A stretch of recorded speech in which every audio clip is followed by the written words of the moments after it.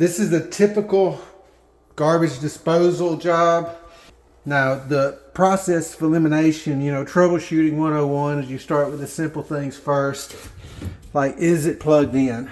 And we cannot see if it's plugged in because the stupid thing is the wire actually runs physically into the wall. So we got to figure out where that wire goes. And I'm assuming this is the switch for the disposal, and it's not doing anything. So this right here is my entire business, right? You see the red around the perimeter on Saturday and Sunday. These are the hours that I don't want to work, so I marked them as I ain't available.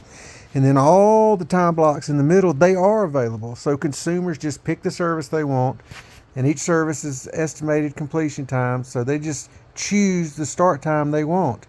And you can see between these two right here, I've got an hour, so I best be on time to both. This is incredible. This automates my entire business. It tells me where to go, when to be there, and what to do. So I'm going to click on this service because that's the one we're doing. And this is a garbage disposal replacement.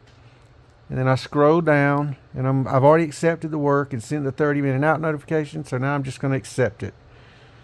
And that's it. I've confirmed that I'm there to do the job with the consumer. And when I'm done, I'm going to end the project. The problem, just to kind of reiterate our scenario here, you see how that wire goes into the wall?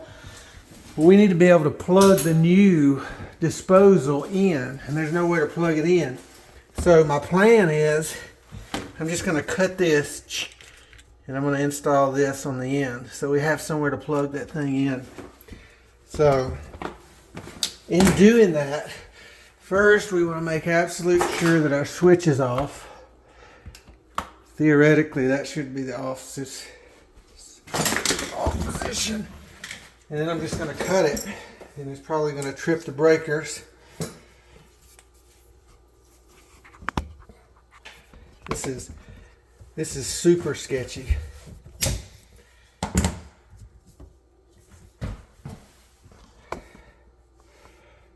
But we're good. Before I get going good, I'm going to probe this thing to see if it's actually hot. So, got my wires stripped. If you certainly don't need me to tell you that this is dangerous.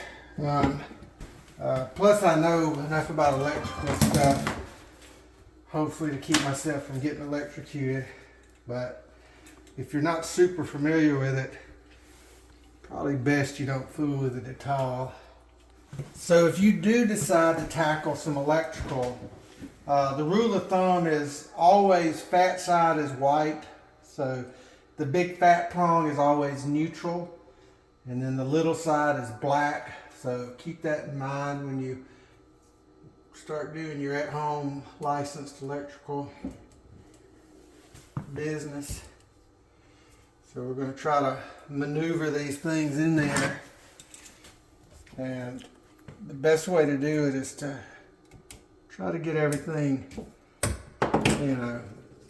as close as you can before you start jamming wires in. So we're going to try to get them lined up, and then just stick them all, and you make sure that you got enough so that when you clamp it, there's no wires exposed on the behind end of the electrical outlet. And these are fairly easy to use. You just tighten the terminals up.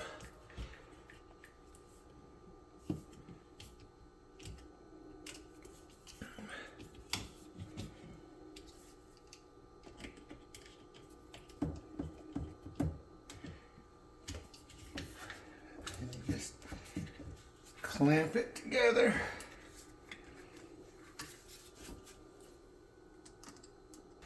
So now we got something to plug the other one into. We can go ahead and check to see if we have any business going on. So flip that switch up there, if you will. Let's see if we can get some hot out of this. Yep. 1, 2, 3, 4. So now we've got power for our new disposal. Next step on the agenda, we got to disconnect everything, obviously. So we got this flange with the PVC plumbing. Take the screws out of that. And then we got this band clamp. Take that loose. Now remember, this is an important thing to keep in mind. If the sink is stopped up, when you pull this one out, the drain for the dishwasher, all the stuff's going to come flooding out. So if your sink is not drained, you best have a plan of how to catch this stuff before you take this one loose, because it's not going to come out of this one. It's going to come out of this one. So normally this just swings out of the way. Yep. And then this one, we didn't have to worry about garbage in the sink. And then this part just unscrews. So we've got this piece at the top, and it just, and the way that you actually, old heads know, but these things right here, what they're designed for is for you to put a screw in, a driver, and then you twist it like that. So that's the way you disconnect it, and then you pop it off, and then you drip it all over yourself. This is the guard, so you don't drop forks and spoons and fingers down in there when you're doing your garbage disposing. And you see this one came out with it, so I'm just going to replace the old one with the new one. They're almost always universal in fit, so we just get the whole 1, 2, 3, 4, 5, and then now, so we got another one. Now to reattach it, you just stick it up on there with that collar, and then you give it the old turn, and then make sure this is kind of in place before you lock it in. And they're all, like I said, they're all universal, so basically everything fits universally. What I'm about to tell you is another thing that you would almost never see. They put the O-ring on this, and this goes up in here, and if you ain't got that, it's gonna leak.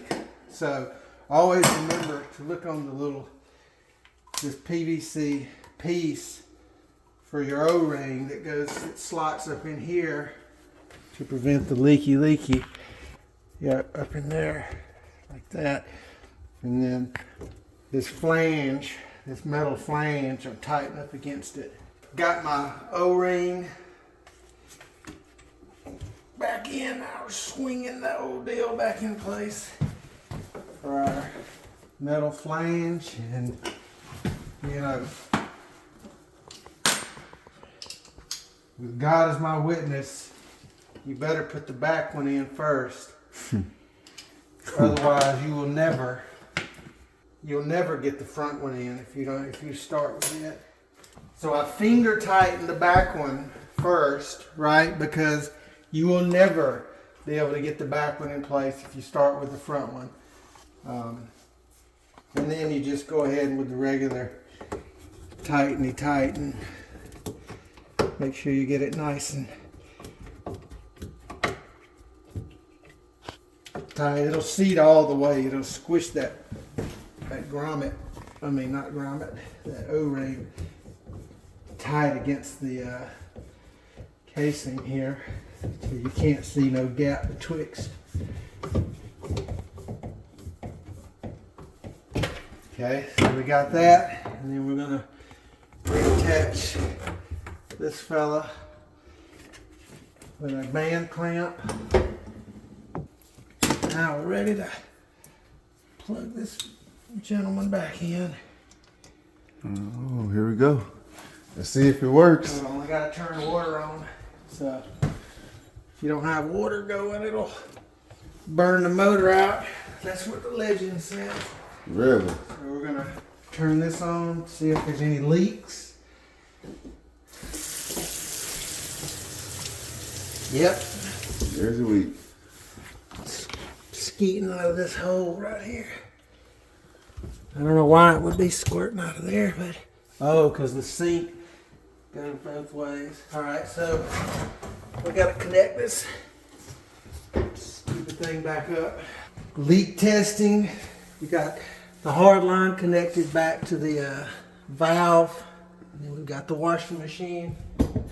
So running it, see if there's any leak action coming from here. It's negative. Now let's crank this bad boy up. Yeah. Oh. That's it. So this is another job for the books. Finally, you can hire contractors without having to worry about when or if they're going to show up. Just search for and click on the specific service you need. You will instantly see a range of estimated prices. This prevents price gougers from showing up and just charging whatever the heck they want to charge. Next step is you're going to choose an available start time.